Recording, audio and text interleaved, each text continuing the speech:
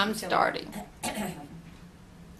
Hello, my name is Nita Collier, and Alice Stepp and I are here to interview Mr. John Younger and his wife, Helen, who both had spent some time in Himlerville in Martin County.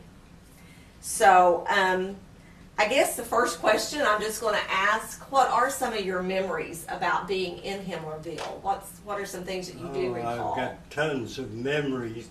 That just covers the range and the time that we were there, 5 to 7, but I've got many, many memories.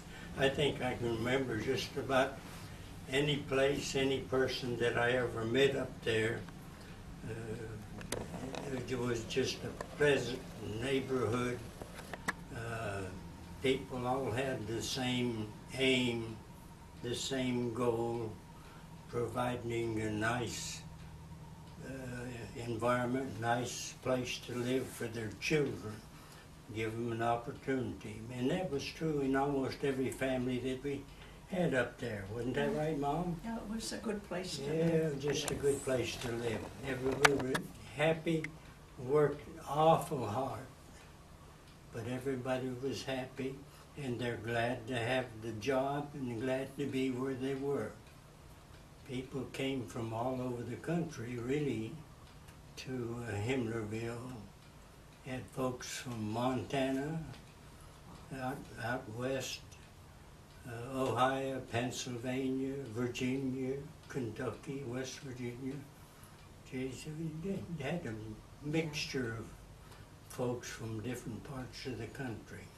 What were some of the activities? I know just things that I've heard, that there was an ice cream parlor, and I'm Yes. sure there were churches and. There was one church. Initially, I think by the time we got there, which was 22, the church may not have been there at that time. I have some pictures of the church, at the bank, of the area where the school was later, but the picture of the village, the community was brand new. Houses were all lined up in a nice row and all that kind of stuff, but it was just well organized. It was a happy place to live. Yeah.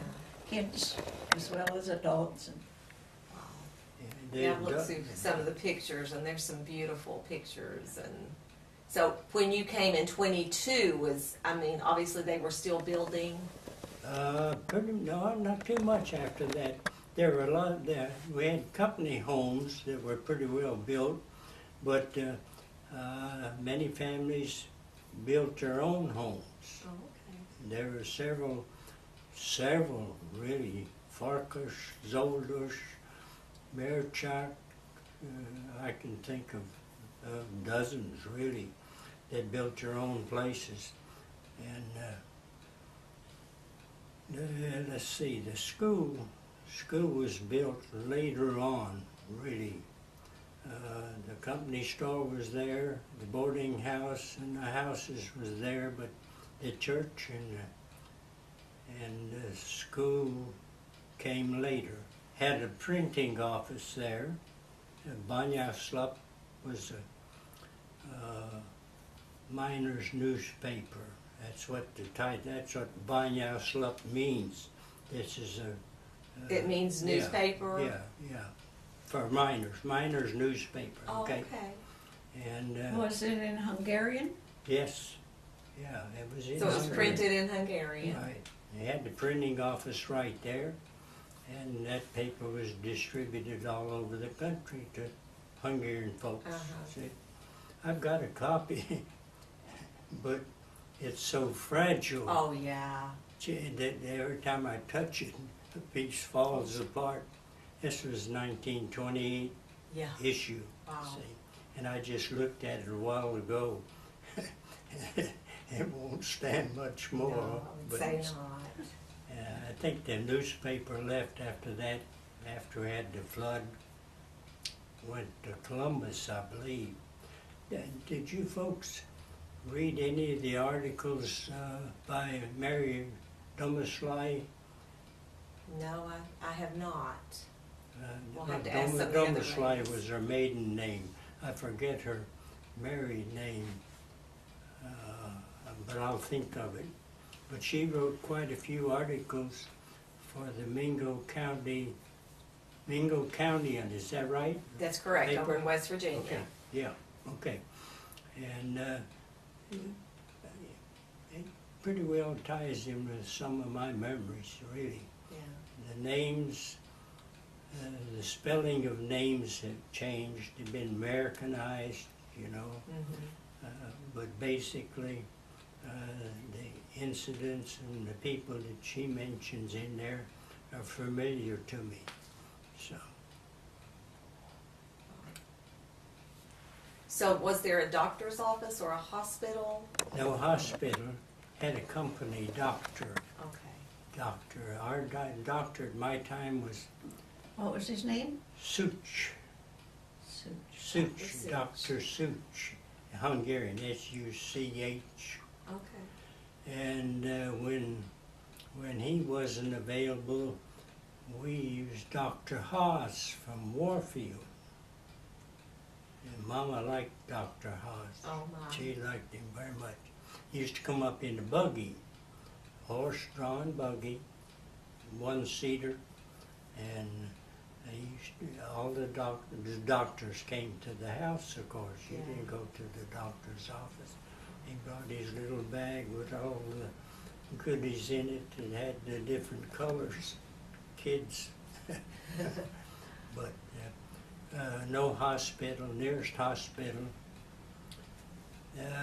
was in Huntington, or it may not have been the nearest hospital, but that was the hospital we used from Himlerville, Huntington, Yeah. in Huntington. In the mines, mines were not too safe. We didn't have too many mining regulations at that time about how to do this and how to do that to protect the workers. It was just a big nasty hole in the ground with a few props like that, things like gas,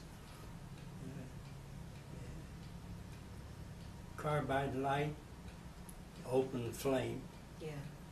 Light this up and guys would get burned, roof would fall and hurt a lot of people. But what brought this to mind was your question about the hospital. Yeah. When somebody got hurt in the mines, which was quite frequent, the church bell would tone, and that would tell us that someone got hurt. And for a long time, of course, we didn't have a bell in the church. Mr. Village donated the money for the church bell. Wow. It sounds like a story, but it's true. This is amazing. I'm enjoying it already. The bell is pealing to, who is it? Who was it? It was Mr. Village. He bought the church bell, and Mr. Village got, I don't remember whether it killed him or whether he was badly injured, but I think he died, really, right after he bought the bell. As far as location of the mines from where you lived, how far did they have to travel to go to work and everything? Probably, I would say about 3/4 of a mile. So not that far. No, not too far. Maybe could have been further, but I don't think so. It was far for me. I was tight, Yeah. a long way to go. Had a nice tipple, cold tipple, powerhouse. I think part of that powerhouse is still there. It is. Yeah. Yes. See, and that's a marker, really, and from my memory bank, a lot of things I can recall as related to that powerhouse. Yeah. And blacksmith shop was in the powerhouse. Helen's brother, Steve, worked in there as an apprentice in the blacksmith shop. Mr. Orris was the blacksmith, and behind the powerhouse, I think, had a family named Butch Ky. You can see the parts of the house over top of some of the buildings that are near the powerhouse. Across the road, I mentioned I relate to this powerhouse in different ways. Across the creek, across the railroad tracks, the creek, and then the other side, on the other bank, nearby was the baseball diamond.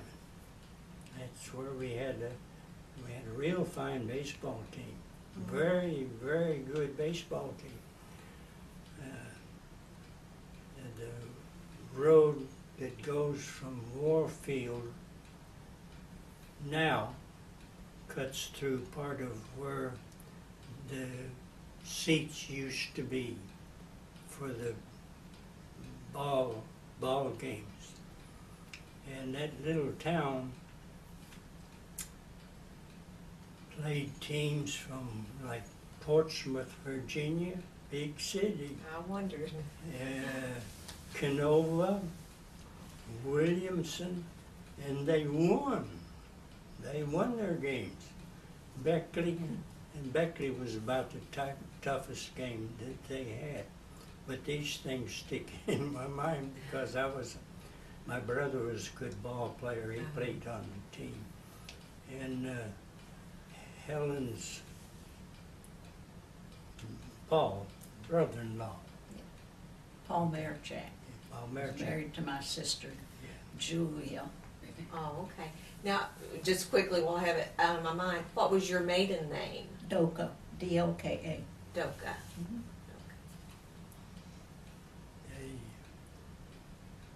I remember one time, and this is a story, Paul Merchak, big guy. His brother was big too, a big man. And he, baseball bat in his hand looked like a toothpick. And he knocked this ball across from the diamond, across the tracks, into the hillside. I can see that little white thing sticking in the mud even now, really. Great ball player. But, 15 years later, maybe 12, Paul was playing on a team in Williamson.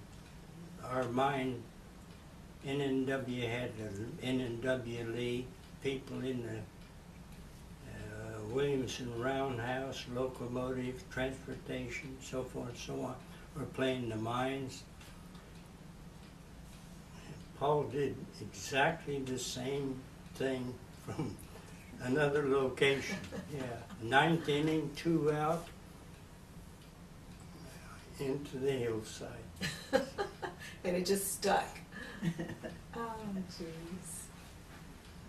Wow. They, young people in Himlerville, dances, worked hard, weekend, go to the movies, and after a while we had 2 movies, Wednesday and Saturday, and then they'd have a dance maybe once a month, something like that. And my brothers had a little orchestra.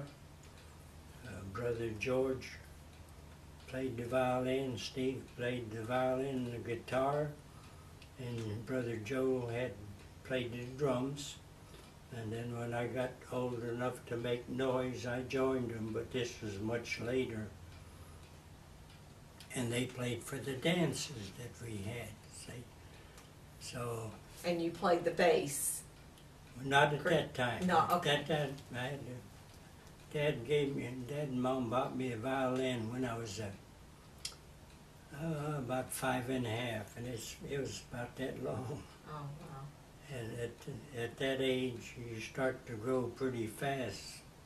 So before I was 10 or 11 years old, it was too small. And in the period there where I didn't play too much because I was growing too much, but about my 11th birthday, I started playing with a bigger fiddle, bigger violin. And we're playing music and doing quite well. Dances in 3 states. Yeah. Work, play Saturday, or maybe even Sunday, then come back and go to work. Drive all night. So you did drive, you had automobiles that Yes, would take we you did. from Yes, state to we did. state. No, Yes, now we wait, did. you're getting Himlerville mixed up with Williamson. They didn't have cars in That's Himlerville. That's right. This story's getting out of hand. That's okay. Okay. And he's talking about driving, No, working, and then going dancing, and going back to work the next day. He's talking about Williamson, not Himlerville. Okay. and He skipped ahead too far. That's okay. my musical efforts kind of led me astray there. We went from this point to this point. Yeah. But the Himlerville 27 were pretty good. 28, things started to get grim. Then everybody, all the young men, started looking for work somewhere else. When the flood came, of course, that That was just just the end of it. chased everybody out. There's nothing there for the young people to do. Well, but before the flood came, the theater, my understanding, was on the left side of where the mansion sits. Yes, on the hill. So is that where they showed the movies? You mentioned going to the Right. movies. The movies. And they just the scheduled a dances. couple of weeks, a couple of them per week, a couple of movies a week, is that? Initially 1, and then later we had 2. That's as I remember it. Is that where they had their dances as Yes, well? it was a community hall, really. Oh, okay. They had what they called the harvest dance, Sudati ball, that's down here, and they would string wires across the dance floor overhead, just out of reach of Uh-huh. somebody reaching for something, and string this up with grapes, bananas, and stuff like this. Oh, my. And the name of the game was the young man, or any man, reached up and got one of those items on that line. Some lady, it had to be a lady, caught him, he had to pay. This was, it was a lot of fun. It sounds like fun. Yes, it was. Yes, it was. So is that how you met Helen? No, not really.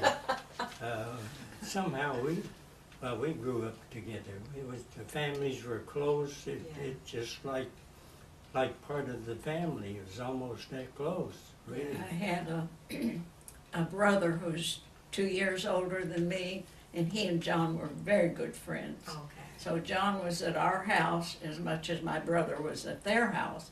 And John's family, his mom and dad, and I don't remember sisters or anybody coming, but they used to come over in the evening, and John's mother was a great storyteller, and she would tell some things that were supposed to be true that would make you be afraid to go into the next room in the dark.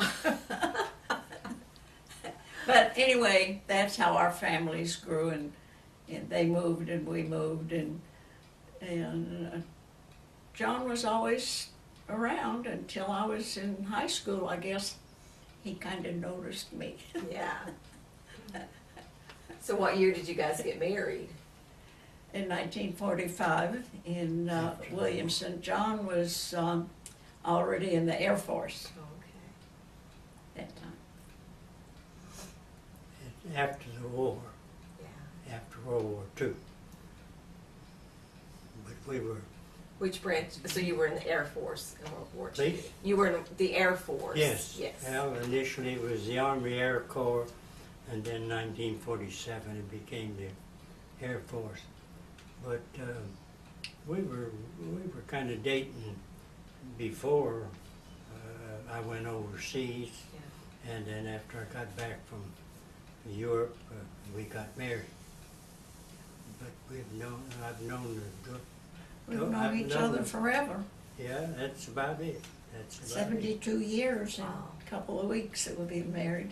That's awesome. Congratulations. Thank you. So you both were born in America, and how many brothers and sisters did you have, John? I had 3 brothers and 2 sisters. Uh-huh. One was born in Europe, the oldest, George. All the rest were born in this country, Mhm. Pennsylvania, really. Everybody, yeah, all of us, Yeah. Pennsylvania, except Brother George. Brother George came over as an infant. Mother said he was 6 months old when she came over in this ship all by herself to join her husband, my dad, in Pennsylvania. So, What about you, Helen? I know you had. Did you have brothers? Well, there and was sisters? 10 of us. Oh, wow. There were 6 girls and 4 boys. Uh-huh. And I was number 9. And you were in Pennsylvania as well? I was born in Pennsylvania, So yes. your families basically moved to Himlerville Yes. kind yes, of together. about the same time. Yeah. About the We same did not time. know each other in Pennsylvania. The families were not acquainted Uh-huh. in Pennsylvania. Did you guys personally know Martin Himmler? Did you know him Yes, personally? Yes. What kind of personality did he have? I Uh, mean, the- obviously he was driven, but A lot of people thought he was kind of not unfriendly, but he's the boss. He's the big man, so you got to be careful. But he was a warm, emotional person. I was a boy, Todd, but hello, Mr. Himmler. What would like that? You talk. I'm going to bring something. I got something that you would want to read, really, that he wrote much, much later after he left Himlerville, to give you an insight of what kind of a person he was. yeah. But he and all the rest of the big wigs, so to speak, were friendly. There's no standoffishness up there. It was just a At one nice time, place. wasn't he a hobo? Well, when he came to this country, right, he didn't have anything, didn't have any money, Wow. nothing. A hobo. He had Built a a dream. dream, but that's about it. And he was Smart also an artist, wasn't he? Well, I don't remember that, Mom, but he could have been. But he was a linguist. He had spoke many languages. After the World War II, he was, I think, an interpreter in the Nuremberg trials that tried to Hitler's people for what they did to humanity. So he was a smart man. Yeah. Mr. Fisher. Andrew Fisher. That's Andrew what- Fay Fisher, and lived up there with Mr. Himmler. And he was the editor of the paper. And he was also a smart guy. We got to see him many, many, many years later in California, shortly before he died, really. So trying to think of other people. Mr. Schuster, Mr. Toshi. Toshi was a mine foreman. Benteen. In my mind, he had a house up there near Himmler's, but on pictures that we have available now, it's not there, so maybe it's a figment of my imagination. And I'm not sure, I know that the way the mansion sits, to the right, there Right. was some, is that where you're thinking? Yes. There yes. was a house there. That's right. I'll have to find out. So, what was the name of the guy that moved? I had either Benteen or Mr. Lang. Lane, the Lane house, I'm believing that It was, could have been. He was, I think he was secretary for the corporation. uh-huh. I think that was his job. I didn't know him at all. I knew Mr. Himmler, Mr. Fisher as a child, and I spoke to him very friendly, very affable. But I'm going to give you this piece of paper out of, I think it was out of one of the Beckley newspapers. Occurred much, much later when everybody left Himlerville, and he was asking that, in effect, hey, you folks that mean so much to me, come and join me at Beckley, West Virginia, just one more time. And it just makes me, I was kind of saddened and impressed by what Oh, yeah. he said. So. You mean